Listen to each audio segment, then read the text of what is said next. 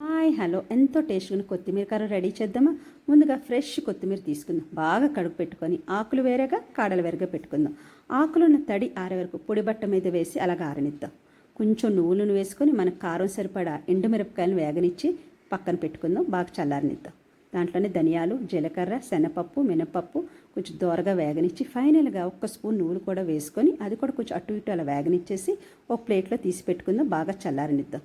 తర్వాత ఒక స్పూను నువ్వులను వేసుకోండి. ఇందాక ఆరబెట్టుకున్న ఈ కొత్తిమీర ఆకులను కూడాను లైట్గా వేయించేసి చూసారా ఈ రకంగా వేయించేసుకొని దాన్ని కూడా బాగా చల్లారనిద్దాం.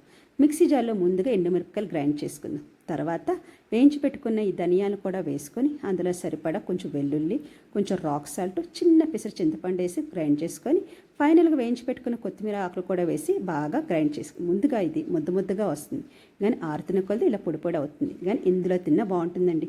నచ్చితే ఒకసారి ట్రై చేయండి.